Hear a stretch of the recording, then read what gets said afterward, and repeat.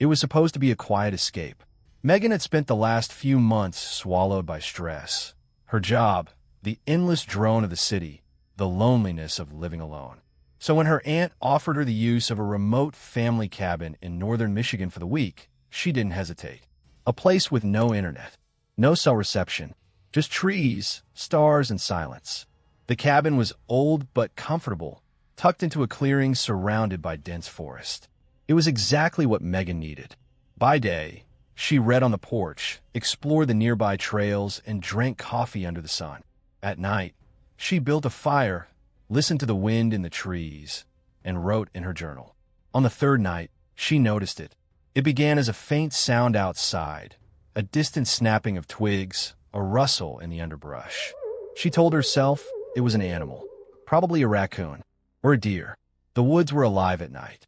Still, she locked the doors and windows before going to bed, just in case. But the sound didn't stop.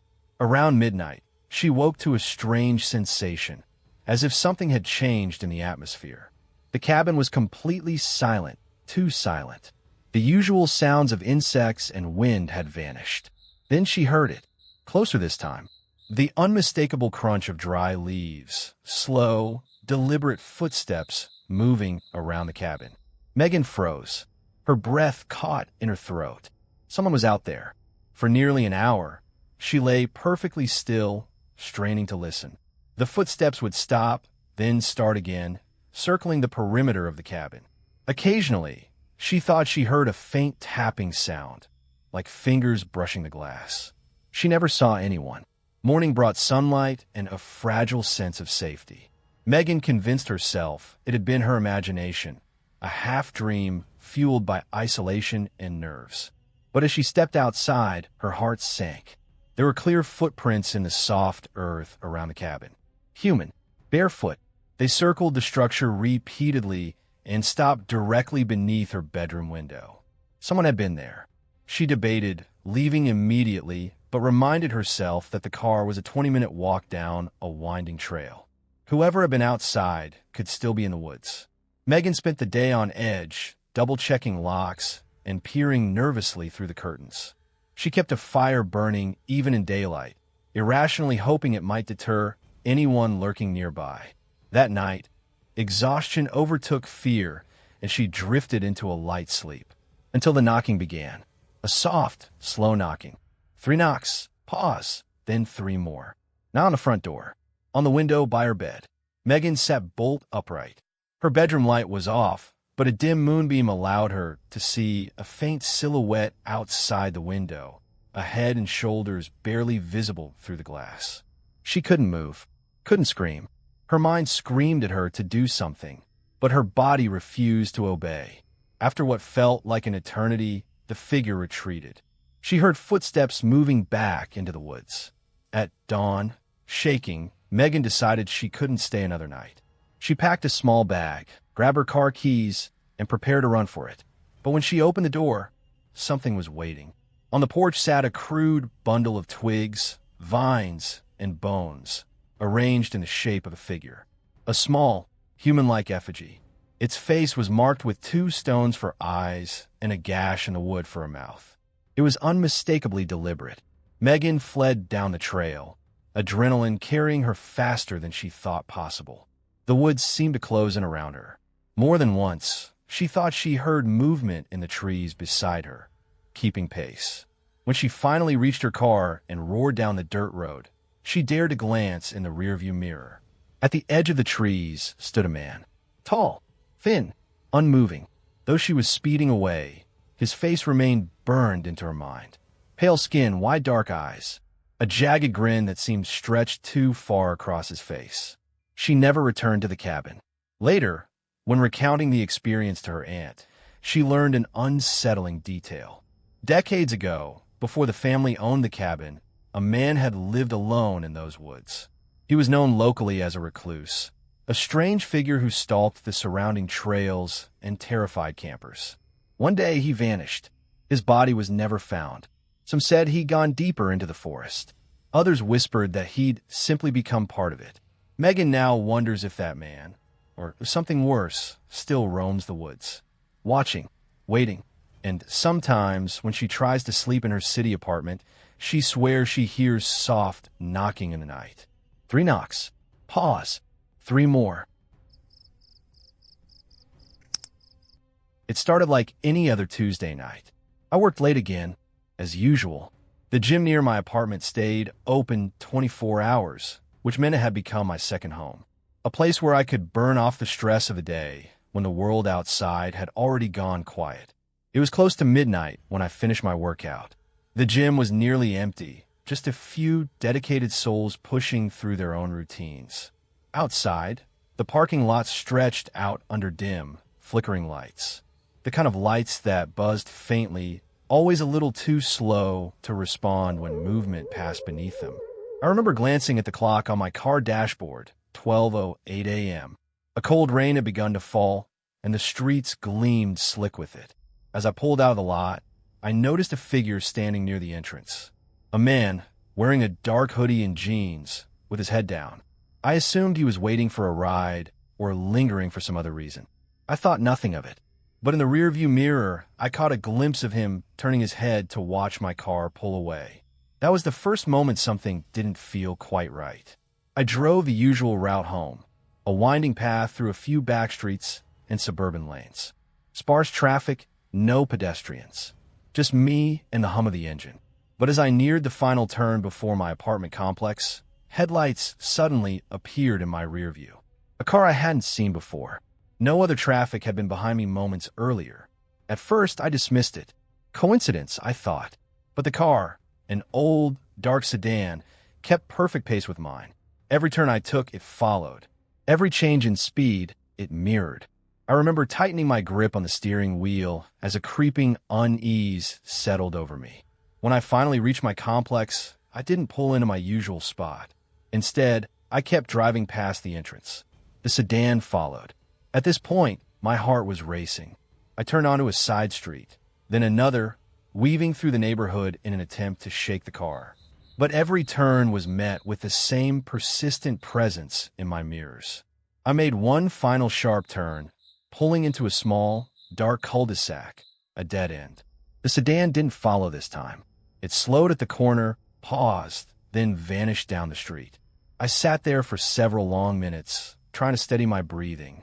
Finally, convinced the danger had passed, I made my way back to the complex and parked in the far corner of the lot.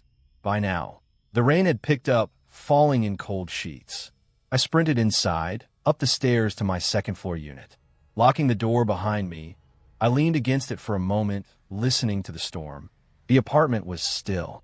Safe. I tried to tell myself it had all been in my head, paranoia fueled by too many true crime podcasts. But that's when I heard it. A soft knock, barely audible over the rain, coming from my front door. I froze.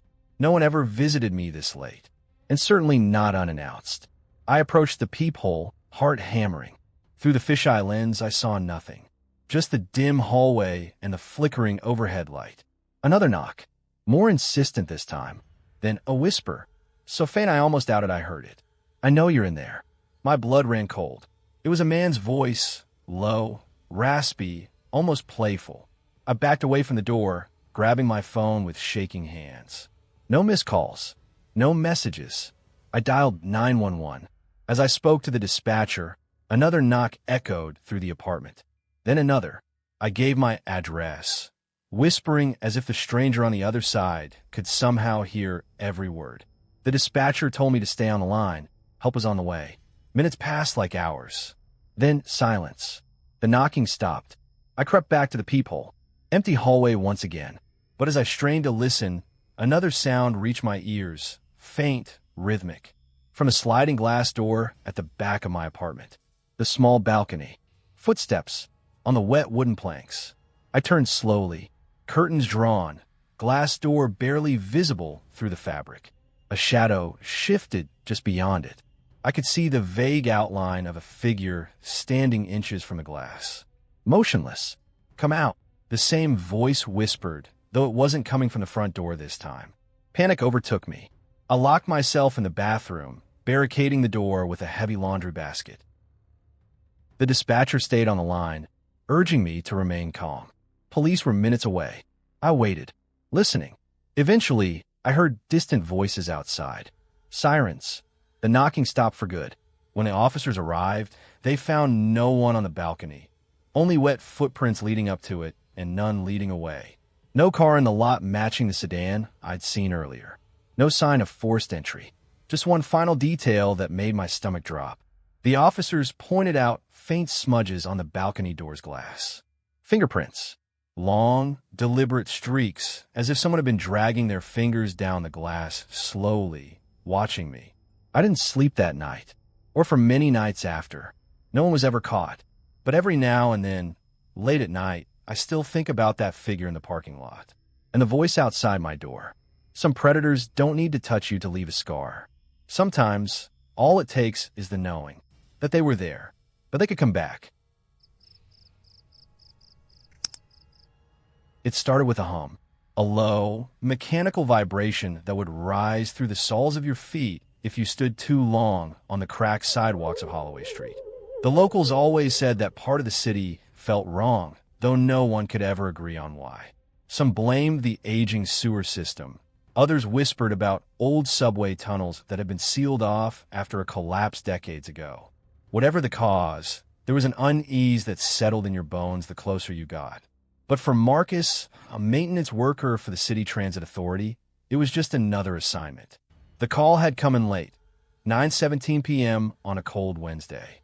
A series of electrical outages were affecting parts of the older subway lines, ones rarely used by passengers, but still essential to the city's power grid. Marcus wasn't thrilled. He just pulled a double shift. But money was money, and overtime paid well. He packed his tools and headed toward the old entrance beneath Holloway Street, one that hadn't been used in public schedules since the 1980s. The stairs were steep and slick with moisture.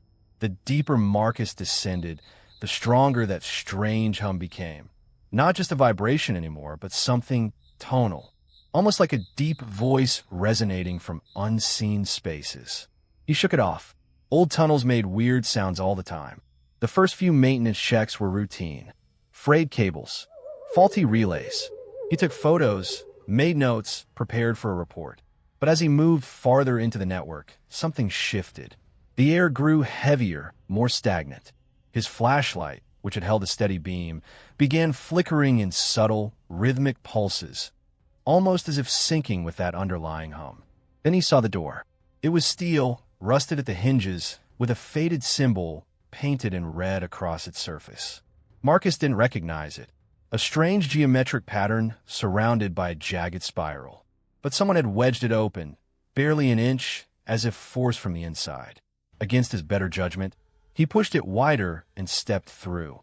The space beyond wasn't on any transit authority blueprint he'd ever seen. It wasn't a maintenance room. It was vast, an old chamber lined with crumbling brick and dripping pipes. In the center stood a series of crude scaffolds, arranged like cages or observation platforms. Marcus' skin crawled. The walls were covered in scratch marks, dozens, maybe hundreds, some deep enough to gouge the brick itself. That's when he heard the sound. A slow, deliberate dragging. Something heavy being pulled across the floor in the shadows beyond his beam of light. "Hello," he called out. "This is city maintenance. Anyone down here?" Silence. Then, a voice, soft, breathy, answered, "You shouldn't be here." Marcus spun, sweeping the flashlight wildly. The beam landed on a figure just at the edge of the chamber, a tall, emaciated silhouette half-wrapped in filthy cloth. Its limbs were unnaturally long, fingers scraping the floor as it moved. The face wasn't right. The eyes gleamed with an oily sheen. The mouth stretched too wide in a grin that seemed more like a wound. Marcus stumbled backward. His instinct screamed run, but his legs refused to obey. "You opened the door," the voice continued, no longer coming from the figure, but from everywhere, reverberating through the pipes and walls. "Now it knows you." The figure began to advance, joints cracking with every step. That hum grew deafening now, a chorus of dissonant tones that seemed to bypass his ears and drill straight into his mind. With a final burst of willpower, Marcus turned and sprinted back through the door, slamming it shut behind him. The metal groaned under the weight of something striking it from the other side.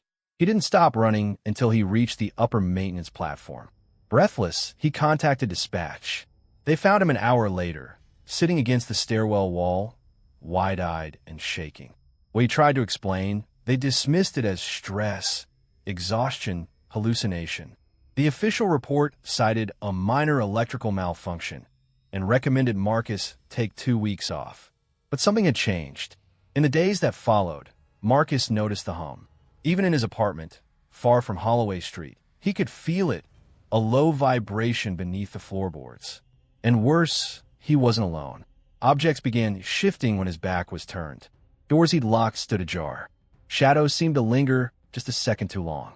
And each night, as he drifted towards sleep, he would hear that same voice, whispering from unseen corners. You open the door. Now it knows you.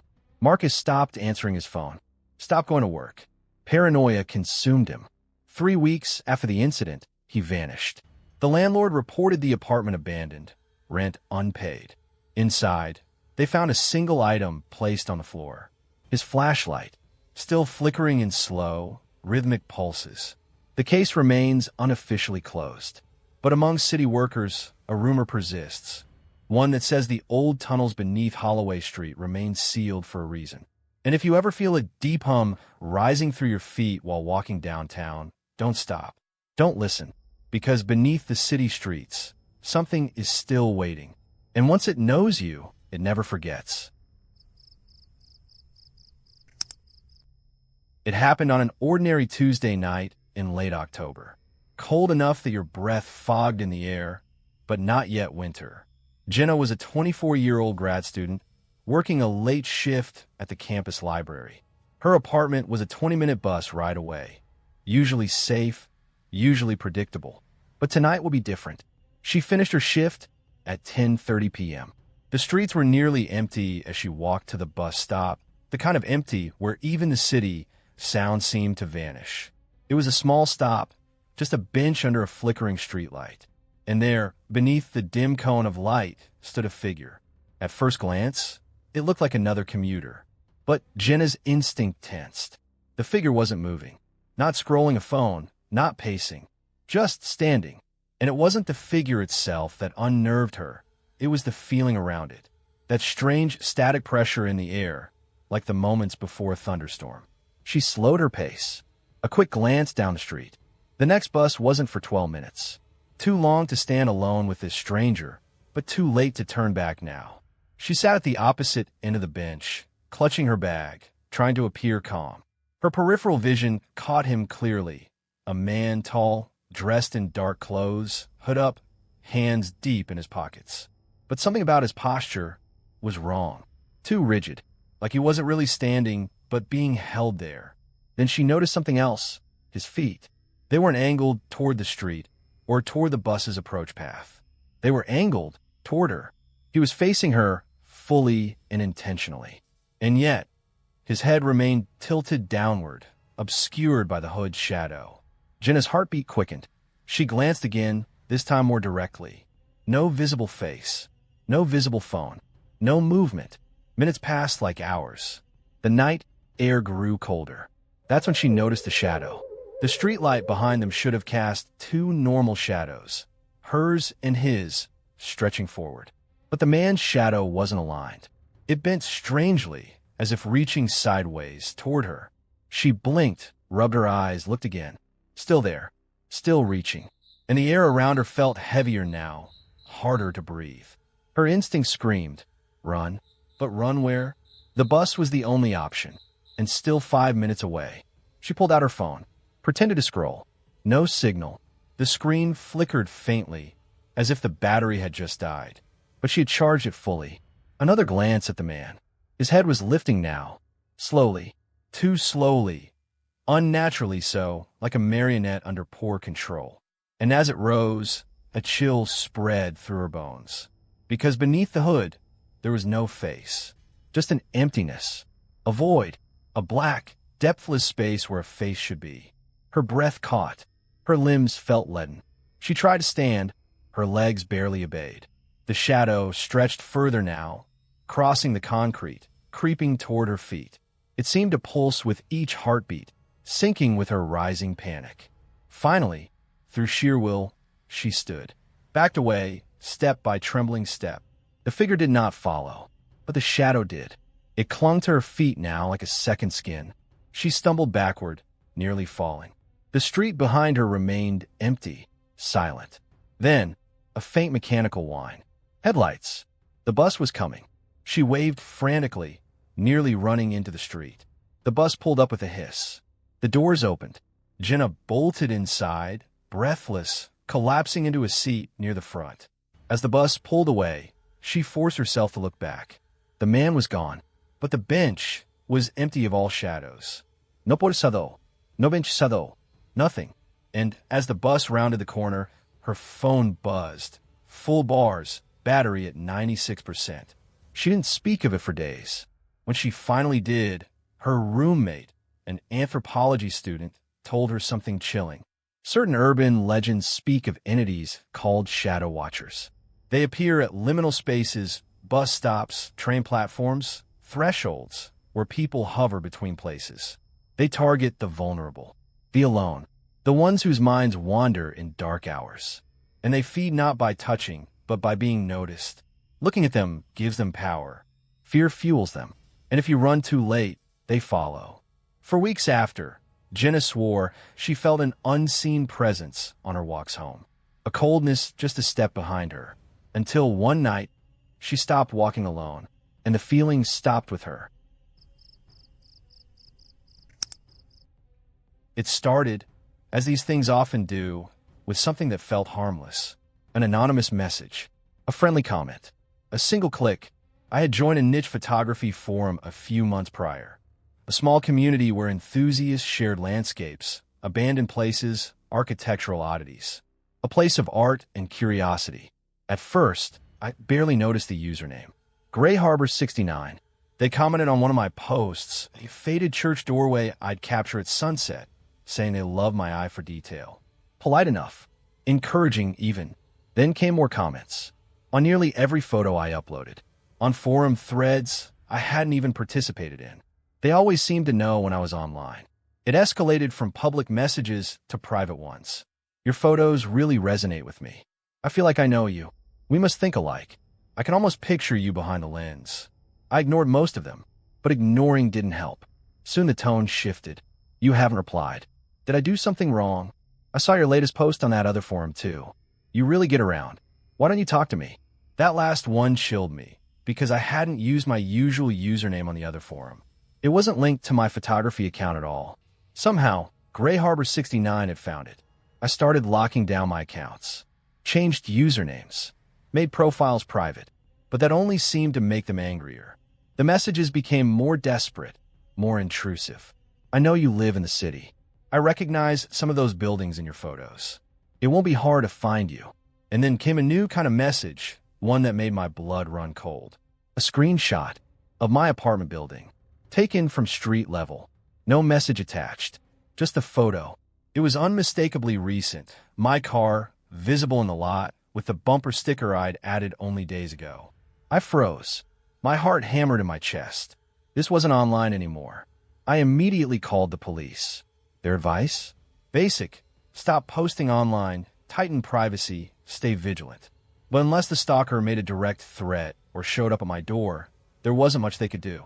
I took a few days off work, stayed with a friend across town, refused to go near my apartment. When I returned, cautiously, nothing seemed out of place. But the anxiety gnawed at me constantly. And then, the letters started. Physical mail. No return address. Just short, typed notes. The first said, "Nice curtains. Red really suits you." I didn't even have red curtains. But my neighbor across the hall did. The next letter. "You look tired today. Long night." That day, I'd taken the trash out at 1 a.m. Someone had seen me. I contacted the building manager. They reviewed security footage, but the cameras in the hallway had been mysteriously covered with tape. No usable footy. Paranoia consumed me. I barely slept. Every creak, every shadow became suspect. Then came the final letter, the one that made me leave for good. "You lock your door every night, but the spare key is in the planter outside. See you soon. I had indeed kept a spare key under a ceramic planter on my balcony, a bad habit I never thought twice about. That planter was now empty. I packed a bag and fled. This time, the police took me more seriously. They increased patrols near my building, advised me to stay elsewhere for a while. But Gray Harbor 69 was never caught. No fingerprints, no suspect, no clear trail.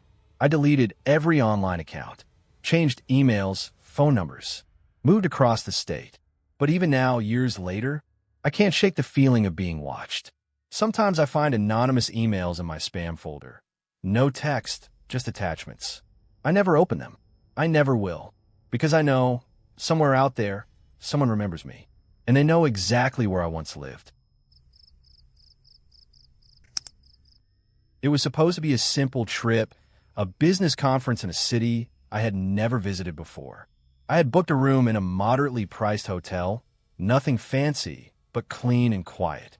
The kind of place where you expect to come back after a long day and just shut the door on the world. But that night, everything changed. I arrived late, tired from the flight, and eager to get some rest. The lobby was nearly empty, save for the receptionist who gave me a polite smile and a room key with a faint creak as I slid it into my pocket. I took the elevator to the 4th floor, pressed the button, and as the doors closed, I glanced around. The hallway was dimly lit, the kind of soft yellow light that makes shadows seem to stretch longer, darker. When the elevator dinged, I stepped out, and the air felt colder. Strange for a hotel. My room was near the end of the hall. As I walked, I noticed a figure standing under the flickering emergency light halfway down the corridor. At first, I thought it was another guest, maybe just waiting for their room key or stepping out for a smoke.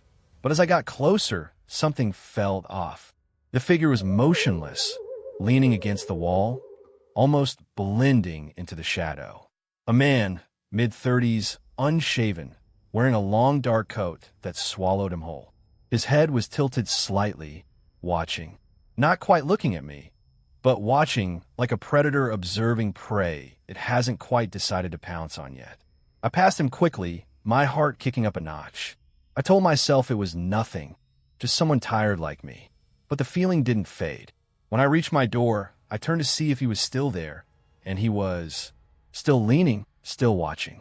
The door clicked shut behind me, and I locked it, but the sense of being watched didn't stop. I looked through the peephole. The hallway was empty. I dropped my bag and tried to shake it off. But then from just outside my door, I heard a soft tap, tap, tap. It was faint, almost like a knocking, but not the kind you do to ask to come in. More like a signal. A deliberate, slow, rhythmic tapping that sent chills racing down my spine. I didn't respond. Instead, I slowly reached into my bag, pulled out my phone, and texted the front desk. Is there anyone on my floor? I just saw a man standing in the hallway. No reply. Minutes passed. Then the tapping started again, this time closer, almost at the base of the door. I crouched, heart hammering, listening.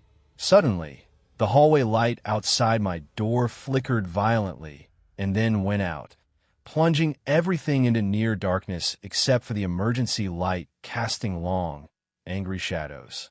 My breathing became loud in the silence. Then the tapping stopped. I waited, frozen, expecting something worse. The door handle rattled once. Then again, the stranger was trying to get in. I didn't want to open the door. I didn't want to call out.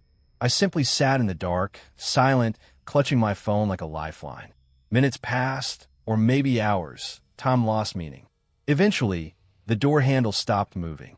The lights in the hallway blinked back on. I pressed the peephole again. No one there. Only the faint echo of footsteps fading down the hall. But something was different. The stranger's coat was draped over the floor in the spot where he had stood. Empty and cold. I didn't sleep that night. Instead, I sat in the corner, phone flashlight on, eyes darting to the door every few seconds. I tried calling the front desk again. No answer. I considered leaving, but my phone battery was dying, and I had no idea if the lobby or elevators would even be open. The next morning, I reported the incident. The receptionist, now cheerful and well-rested, acted like I was imagining things. No one reported anything unusual on your floor last night, she said, smiling too brightly. Security was called. They walked the halls with me, checked the surveillance cameras. No sign of the man. No footprints in the hallway carpet. No signs he had ever been there. It was as if the stranger was never real, just a shadow, a trick of tired eyes. But I know what I saw, and what I heard. The tapping on my door, the rattling handle, the coat left behind. Something followed me that night. Something patient. Something waiting for me to slip up. What makes this story truly chilling is not the presence of a violent attacker, but the overwhelming feeling of being hunted, stalked by an unseen predator who doesn't rush but waits. The man in the hallway represents more than a random stranger. He is the embodiment of that primal fear we all share, that silent watcher lurking just out of sight, waiting for a moment when our guard drops. Hotels are meant to be places of rest and safety, but when the familiar turns strange, even the safest places become traps. The flickering lights, the sudden cold, the deliberate tapping. These are classic signs in horror folklore of a presence trying to break through a threshold. What was the coat doing on the floor? Was it a warning? A taunt? Or a clue that something supernatural was at work? A predator who can vanish at will, testing its prey's nerves? Perhaps the most unsettling aspect is the ambiguity. There was no direct attack, no violent confrontation, just a lingering sense that I was being watched, and that the predator was patient, watching for the perfect moment. If you've ever stayed somewhere unfamiliar and felt that chill down your spine, that creeping sense that you're not alone, maybe this story helps explain why. Because sometimes the scariest monsters don't have to show their teeth. They just need to watch and wait. It began like any other ordinary night. Emily and James had just put their newborn daughter, Lily, to sleep in the nursery. The house was quiet, save for the soft hum of the baby monitor resting on the kitchen counter. It was one of those modern monitors with two-way audio, meaning parents could hear their baby, but the baby could also hear them. That night, Emily was in the living room folding laundry while James was in the study, catching up on some work. The monitor crackled softly, playing the usual ambient noises. Lily's gentle breathing, the occasional stir, the faint creak of the old house settling. But then, something changed. A faint whisper broke the silence.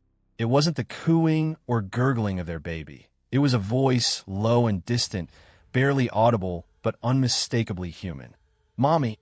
Emily froze. The word hung in the air like a ghostly echo. She glanced at the monitor, expecting Lily to stir, but the screen showed nothing unusual. No movement, no sound from their daughter. She called out softly, "Lily, are you awake?" Silence. Shrugging it off as her imagination, Emily returned to her laundry, but the monitor whispered again. "Mommy, come here." Her heart pounded. She nudged James, who was focused on his laptop. "Did you hear that?" James shook his head. Probably just static or interference. But Emily knew what she heard. Over the next few minutes, the voice returned, sometimes calling out, "Mommy," sometimes just whispering incoherent words. It was soft, almost coaxing, yet eerie. James decided to check the nursery. The room was dimly lit by the soft glow of a nightlight. Lily was asleep, serene and peaceful, unaware of the unsettling voice haunting the monitor. They assumed it was a technical glitch, maybe someone else's monitor on the same frequency or interference from nearby devices. But then the voice changed. It began to say things they hadn't heard before. "Don't sleep. He's watching." Emily's hands trembled. "Who? Who's watching?" No answer. That night, neither of them slept. The voice persisted, always from the monitor, always just barely audible. By morning, Emily was convinced something was wrong. She took the monitor to a local electronics shop to get it checked. The technician found no faults or interference. The device was clean. At home, James researched the neighborhood's history, hoping for some logical explanation. What he found was chilling. Years ago, the house had been owned by a man named Harold Jenkins. Harold was a recluse, rumored to have lost his family in a tragic accident inside the very nursery where Lily now slept. Locals whispered that Harold had never truly left the house, that his spirit lingered, trapped by grief and sorrow. Emily and James hadn't known this when they moved in. That night, as the voice on a monitor whispered warnings, Emily began to suspect Harold's presence wasn't just a sad story. It was something active, something watching. Suddenly, the baby monitor crackled and a new voice spoke. This one calm, almost soothing. "Protect her." A chill ran down Emily's spine. Was this a plea or a threat? Then a third voice, deeper and colder, interrupted. "She's mine." Emily's breath hitched. James grabbed the monitor and turned it off, plunging the house into silence. But the unease remained. Days passed, and the strange voices on the monitor ceased. Yet, every time Emily passed the nursery, she felt a pair of eyes following her, a weight pressing down on her chest. One evening, as they settled down for dinner, the monitor turned on by itself. Lily was asleep, but the screen flickered with static, and from it came a whisper. "Watch the shadows." Emily and James exchanged a glance. Something was very wrong. They never found out who the voices belonged to or what exactly "watch the shadows" meant. But from that night onward, Emily always kept a light on in the nursery, and James installed extra locks on the doors. The baby monitor was never used again.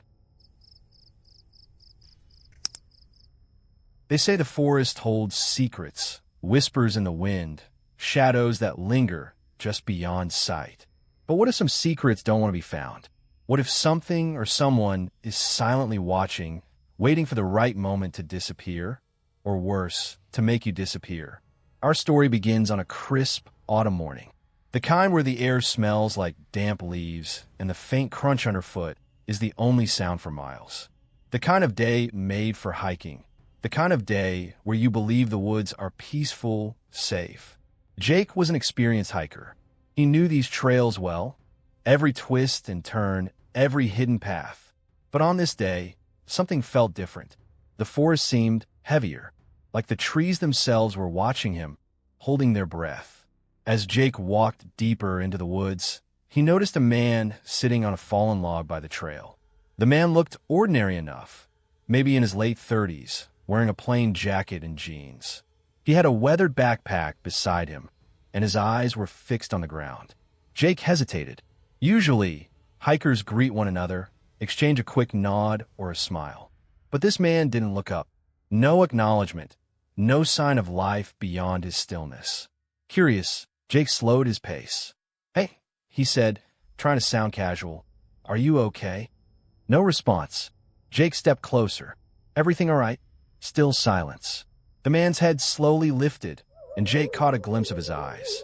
They were strangely vacant, empty almost, as if he wasn't really there. Feeling a chill, Jake decided to keep his distance and continued on the trail. Minutes passed. The forest was quiet again, except for Jake's steady footsteps.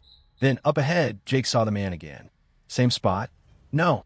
This time, the man was standing beside a narrow creek, staring into the water like it held some secret. Jake's heart rate quickened. This wasn't right. How'd he get here so fast? He hadn't seen the man move. He called out again, "Hey, are you lost?" The man turned slowly, face blank, eyes cold. Jake looked away, afraid to meet that gaze. When he looked back, the man was gone, vanished into thin air. Jake scanned the trees, the underbrush, nothing. Had he imagined it? Shrugging off the unease, Jake pressed on, but the feeling of being watched crept in. A rustle to his left. Snap of a twig. Jake stopped. Out of the corner of his eye, he caught movement. There, between two trees, a glimpse of a figure, watching. The man. But how? He had disappeared seconds ago. Jake's skin prickled. Panic began to rise, but he forced himself to stay calm. He took a deep breath and called out once more, louder this time. "Hey, who are you?" No answer. Suddenly, the man stepped onto the trail, face expressionless. Jake could now see details. The man's skin was pale, almost translucent. His eyes, glassy and unfocused, reflected no light. Jake's instincts screamed to run, but curiosity held him frozen. "Why are you here?" Jake asked, voice shaking. The man raised a trembling hand, pointing ahead toward the darker part of the forest. Jake looked, but saw nothing unusual. Then, the man spoke, in a voice barely above a whisper. Don't trust the path you take. Jake blinked. What do you mean? He asked. The man's mouth twitched, as if struggling to speak. Then, abruptly, he turned and vanished again, this time into the dense shadows. Jake's heart hammered. He wanted to follow, to understand, but fear rooted him in place. He debated his options. Keep moving forward or turn back. He chose forward. Every step felt heavier, the forest darker. After several minutes, Jake came upon a fork in the trail. One path looked well-trodden, the other overgrown, almost swallowed by brambles. Jake's mind replayed the man's words. Don't trust the path you take. Was it a warning or a trap? He hesitated, then chose the overgrown path. The trees here were twisted, gnarled, their branches clawing at the sky. The sun dimmed, the air thickened. Then he saw it, a small, worn sign nailed to a tree. Dead end. But beyond the sign, the trail continued, disappearing into darkness. Jake's unease deepened. Suddenly, a cold breeze whispered through the leaves, carrying a faint, unintelligible murmur. He stopped, listening. The whispering grew louder, circling him, filling his mind with disjointed fragments. Leave now, don't follow. Jake shook his head, trying to clear the voices. Then, a shadow darted between the trees. His eyes locked on the shape, same as the man. Jake called out, but only silence replied. He decided to turn back. But the path behind him had changed. The trees were closer, the trail narrower. The sunlight was gone. Panic surged. He sprinted, heart pounding, branches whipping his face. After what felt like hours, he burst out onto the main trail. The forest seemed normal again. Jake gasped for breath. He glanced back. No sign of the man. No whispering. Just the peaceful woods. Relieved, he started walking back to his car. But then, as he passed the fallen log where he first saw the man, Jake froze. Carved into the bark was a message. You're never alone. Underscore.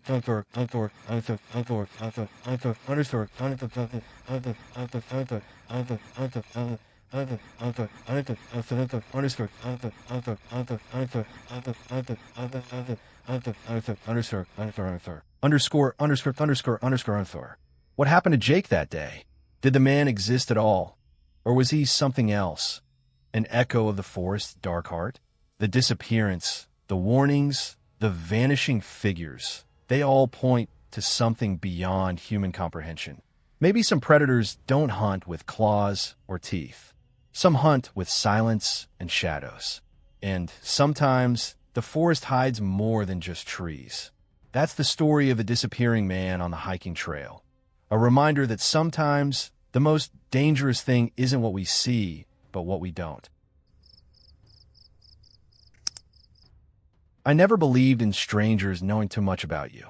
I thought it was just a creepy idea from horror stories, until it happened to me. It started with something small. A missed call on my phone. No number, just a blank screen. I ignored it. Maybe a prank. But then the calls kept coming. Every day. Sometimes twice a day. No voice, no message, just silence. The kind of silence that fills your mind with questions. A week later, I got a text. The message read, I see you. My heart raced, but I told myself it was some kid messing around. I changed my number, thinking that would stop it, but it didn't. Then, one evening, I was walking home from work. The streets were empty, the air cold and thick with fog. My phone buzzed again. This time, the message was different. Nice jacket, Sarah. I froze. How did they know my name? I never told anyone on social media what I looked like. I don't post pictures. The name Sarah wasn't even on my phone's contact list. I quickened my pace. The streetlights flickered as I passed. My mind raced. Was someone following me? Watching? I dared to glance behind, but saw nothing but shadows stretching in the fog. That night, I barely slept. Every creak in my apartment felt like footsteps. Every shadow, a lurking presence. The next day, I told a few close friends. They laughed it off, said it was probably a scammer. But when I checked my email, I found a message from an unknown sender. It said, we spoke yesterday at the coffee shop. I hadn't been to a coffee shop in months. Panic set in. I reviewed my day. Had I been somewhere I didn't remember? Had I talked to a stranger without noticing? I started looking over my shoulder every time I went outside. My world shrank into a bubble of fear. Then came the voicemail. A low, distorted voice said, "You can't hide, Sarah." I reported everything to the police, but with no name, no clear threat, no physical evidence, there wasn't much they could do. They told me to stay vigilant and document every contact. Days later, I found a small envelope slipped under my apartment door. Inside was a photo of me, taken from outside my window. I didn't know what terrified me more, that someone was watching me or that they had been close enough to take pictures without me noticing. I installed cameras and changed my locks, but the calls and messages didn't stop. They became more personal, more invasive. One text read, "Your favorite book is on the shelf." I remember. I was stunned. No one but me and my sister knew that detail. No one else had been in my apartment. Fear turned to paranoia. I stopped going out. Friends stopped visiting. I felt trapped. Then, one night, I heard a soft knock at my door. My heart pounded. I peeked through the peephole. No one there. But written in the condensation on the glass was, "Let me in, Sarah." I never opened that door. The next day, I moved to a new place, changed my number again, and blocked every unknown contact. For a while, the calls stopped.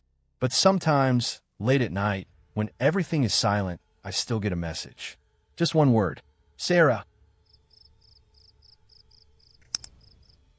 It was a quiet Friday evening, just after dusk, when Emily decided to take a shortcut home from her friend's house. The streets were unusually empty, bathed in the pale orange glow of the streetlights. She wasn't supposed to be out late, but the night had slipped away faster than she expected. With her phone nearly dead and no Uber service available, she knew walking was her only option. The neighborhood felt different that night, too silent, too still. As she rounded the corner near the park, a car pulled up beside her. It was an older model sedan, dark blue, with a flashing light on the dashboard. The driver, a man in what appeared to be a police uniform, rolled down his window. "Good evening, ma'am. Are you all right?" His voice was calm but firm. Emily's heart skipped. Relief washed over her. "A police officer here, just in time." "Yes, thank you. I'm just heading home," she replied cautiously. "Where to exactly?" he asked, eyes briefly scanning her face. Emily hesitated, suddenly remembering what her mother always said about never giving your exact location to strangers, even officers. But he looked official, like the real thing. She told him her general area. "Do you feel safe walking alone this late?" he asked, concern flickering across his face. She nodded, though unease crept in. The man offered to drive her home. Emily's instinct told her to decline, but the night was cold and the streetlights flickered ominously overhead. With a nervous smile, she agreed. The door clicked shut behind her, and the car pulled away. At first, the ride seemed normal. The man chatted about the neighborhood, mentioning recent break-ins and suspicious activity. He seemed to know the area well, which made her feel safe. But then he took a wrong turn. The streets grew narrower, darker, and unfamiliar. "Are you sure this is the way?" Emily asked, voice barely above a whisper. The man didn't answer. Instead, he smiled, a slow, unsettling smile that didn't reach his eyes. A cold knot formed in Emily's stomach. Suddenly, the car stopped. The engine cut off. "Why are we stopping?" she asked, panic creeping in her voice. The man turned to her. "We're going to play a little game," he said softly. His tone was no longer reassuring. It was menacing, almost playful in a way that sent chills down her spine. Emily's mind raced. She fumbled for her phone, but it was dead. The man reached into his pocket and pulled out a badge. It gleamed under the dim streetlights. "This is real," he said, noticing her hesitation. "But sometimes the badge is just a mask." Her heart pounded. This was no ordinary officer. Emily realized she had to think fast. "Why me?" she whispered. The man's eyes gleamed in the dark. "Because you're alone. Because you trust. Because you're easy to find." He opened the car door. Emily didn't wait. She shoved it open and bolted into the darkness. The street was empty, except for shadows that seemed to move just beyond the reach of the streetlights. Her breath came in ragged gasps as she ran. The sound of footsteps echoed behind her, slow, deliberate. She darted down an alley, pressed herself against a cold brick wall, and held her breath. Minutes passed. No footsteps, just silence. She dared to peek around the corner. The man was gone. Emily ran until she found a neighbor's house with lights on and banged on the door. She told her story to the police later, real police this time. The badge she described was fake. The car was reported stolen weeks ago. There had been other sightings, men posing as officers to lure victims. Emily never walked alone after that night, and every time a police car passed, she felt a chill. This story taps into a primal fear, the trust we put in authority figures and how that trust can be exploited by predators. At first glance, the man's uniform and badge symbolize safety. But here, they become a mask hiding something far darker. The predator's manipulation hinges on that illusion of trust. The story also explores isolation, the vulnerability of being alone at night with few options. Emily's initial decision to accept help reflects how instinct and social conditioning collide. Her hesitation, the small clues, the wrong turn, the unsettling smile, foreshadow danger. Notice the subtle psychological horror in the predator's game and the slow shift from reassurance to menace. This isn't a sudden jump scare, but a creeping dread that grows as the story unfolds. The empty streets and shadows enhance that eerie atmosphere, symbolizing the unknown dangers lurking just out of sight. The story's climax, Emily's desperate escape and hiding, creates a tense cliffhanger moment. The predator disappears, but the threat remains. The predator's vanishing act leaves a haunting question. How many more were the badge just to prey on the vulnerable? Emily's trauma lingers after the encounter, reminding us that danger can linger long after we think we're safe. This narrative respects the boundaries of YouTube's monetization policies by avoiding graphic details, but still delivers a chilling and suspenseful tale that hooks viewers. It began on a night when the air was unusually still, the kind of silence that presses against your skin and makes every little sound feel amplified. I had just settled into bed. The faint glow of my phone screened the only light in the room. The house was quiet, the kind of quiet that feels like it's holding its breath, waiting. Then I heard it, a soft tapping. At first, I thought it was a branch brushing against the window from the gentle breeze. But as the tapping continued, rhythmic and deliberate, it grew clearer. Someone was tapping directly on my second-floor window. I froze. The window was about 8 feet off the ground. No one could easily reach it, or so I thought. My mind raced. Could it be an animal? But animals don't tap like that. This was intentional. For a moment, I convinced myself it was a prank, a friend messing around. I refused to get up. But then, the tapping started to spell something. 3 quick taps, pause. 2 slow taps, pause. 3 quick taps again. It was a pattern, a code. My heart pounded harder. The rational part of me tried to dismiss it. Maybe it was the pipes. Maybe I was imagining it. But deep down, I knew someone was outside my window, trying to get my attention. I reached for my phone to call my roommate, but before I could unlock the screen, the tapping stopped abruptly. Silence fell again. I sat up, every muscle tense. A shadow flickered outside, visible just beyond the curtain. I held my breath. Then a soft, whispering breeze carried a chilling message, so faint I could barely make it out. Let me in. That night, sleep escaped me. I lay awake, eyes fixed on that window, imagining eyes watching from the darkness beyond. What made it worse was the next morning, when I discovered scratch marks along the window frame. Not deep, but enough to show someone had been there, clawing or pulling. I showed the marks to my roommate, but they brushed it off as the cat. But I don't have a cat. Over the next few nights, the tapping returned. Always after midnight. Always the same pattern. 3 taps, pause, 2 taps, pause, 3 taps. It was as if someone was trying to communicate or warn me. I tried ignoring it, covering the window, even moving rooms within the house. But the tapping followed. One night, I decided to confront it. I opened the window slightly, just enough to look outside. The yard was empty.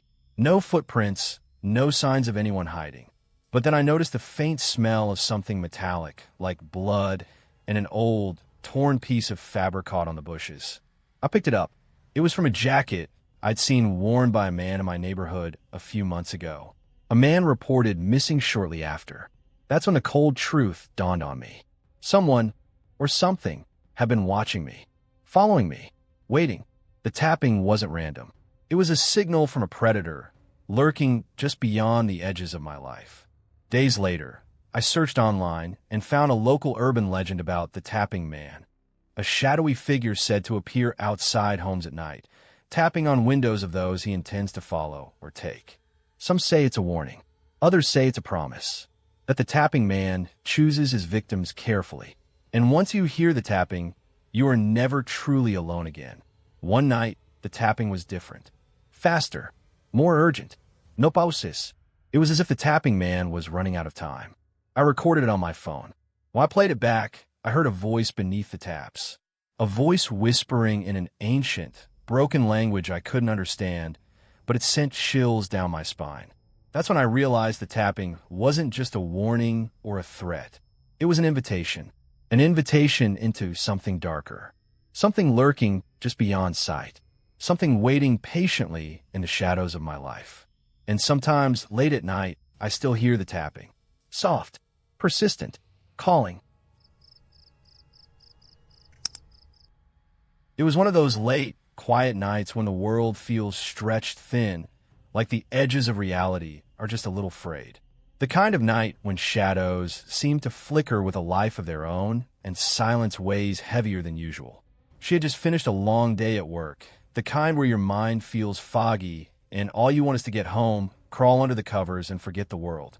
The parking garage was almost empty, save for a handful of cars scattered like forgotten memories. A cold wind whispered through the concrete pillars, carrying with it the faint echo of footsteps. As she descended from the elevator, her phone buzzed briefly, a message from friend. But when she glanced down, there was nothing new, just a blank screen. A glitch, maybe. She shrugged it off and headed toward her car. The fluorescent lights overhead flickered intermittently, casting uneven pools of light. Somewhere nearby, water dripped, steady, rhythmic, like a metronome counting out the seconds. Every step she took echoed sharply against the hollow walls, amplifying the growing knot of unease tightening in her chest. It was then that she noticed her shadow, long and distorted, stretched unnaturally across the cracked concrete floor. And just beyond it, in the dim recesses between two pillars, she thought she saw a shape, a figure, a woman. At first, she thought it was someone waiting for a car, or maybe another late worker like herself. But as she moved closer, the figure didn't shift, didn't adjust, didn't breathe. It was just still. Her heart thudded in her chest. Something about that stillness was wrong. The woman, or whatever it was dressed in a long dark coat, her hair hanging limp and wet, obscuring her face. The eerie silence between them seemed to stretch forever. She stopped, unsure whether to call out or turn away. Before she could decide, the figure suddenly stepped forward, but not toward her.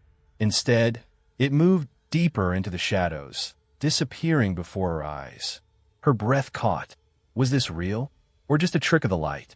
Her instinct screamed at her to leave, but the concrete maze of the garage made it hard to find the way out quickly. She decided to hurry to her car, parked at the far end, but as she walked, she kept glancing over her shoulder. The shadows between the pillars seemed to twist and pulse, as if alive. Suddenly, she heard footsteps, not her own, soft, slow, measured, coming from behind. Her pace quickened. The echo of those footsteps matched hers but never caught up. Her phone buzzed again. This time, a text lit up the screen, "Don't look back." Her breath hitched. No contact saved from that number. No name, just those three chilling words. Her eyes darted frantically around the dim parking garage. The sound of footsteps stopped abruptly. The silence returned. She reached her car, fumbling for her keys, hands trembling. Just as she pressed the unlock button, a cold whisper brushed past her ear, barely audible but unmistakably real. "Stay with me." She spun around. There was no one there. The air thickened, and for a moment, the garage seemed to close in on her. The flickering lights dimmed, and the shadows pooled like ink, swallowing everything. She slammed the car door shut, locked it twice, and sat inside, heart racing.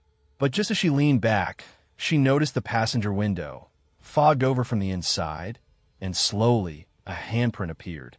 Slow, clear, right where no one should have been standing. Now, let's take a closer look. This story is built on something many of us have experienced. The strange, unsettling feeling that we are being watched. The setting, a parking garage, is already a liminal space. Neither fully inside nor outside, cold, impersonal, and full of dark corners. It represents a place where normal rules blur. The figure of the woman in the long coat acts almost like a shadow self, a manifestation of fear itself, or perhaps a warning. Notice how the story uses the flickering lights and the rhythmic dripping water as subtle cues, almost like a heartbeat or a ticking clock counting down to something inevitable. This kind of sensory detail builds tension without overt scares. The mysterious text saying, "Don't look back," add a layer of psychological horror. They blur the line between the real world and something supernatural, or at least deeply unnerving. Who sent the messages? Is it a predator? A guardian? Or just a voice of fear creeping into her mind? Then there's the whisper, "Stay with me." Chilling not because it promises harm explicitly, but because it implies a sinister invitation, an unseen presence wanting to trap or possess. The ending, the fogged window and handprint, leaves us questioning the boundary between reality and nightmare. Was the woman real? Was she a ghost? Or was the protagonist trapped in a moment of psychological terror that we all fear? What makes this story linger is its ambiguity and its focus on atmosphere rather than violence. It's the slow unraveling of safety, the breakdown of the familiar, that truly frightens. If you listen closely, you'll notice this story taps into a primal fear, that even in the most mundane places like a parking garage on a quiet night, something unseen watches, waits, and maybe follows. And sometimes, the most terrifying predators aren't the ones we can see. They're the shadows inside our minds, the voices whispering just beyond reason, the fear that someone or something is never far behind. Would you want to know what happens next? Because the story never quite ends. The woman in the parking garage, real or imagined, leaves a question hanging in the air, like a door left ajar in the dark. If you enjoyed this story, let me know what you think it means in the comments below. And if you want more tales that blur the lines between reality and nightmare, subscribe now, because the clock keeps ticking and the shadows keep watching. It started as an ordinary evening, just me trying to get home after a late shift at work. The city was unusually quiet for a Friday night, and I was tired, the kind of exhausted that seeps into your bones. My phone buzzed with the familiar Uber notification. Your driver is arriving soon. I checked the app again. The car was less than a minute away. A black sedan. No name I recognized. Just a license plate number. I stepped outside, the chilly wind biting my skin. The streetlights flickered as the car pulled up silently. The driver's face wasn't in the app photo.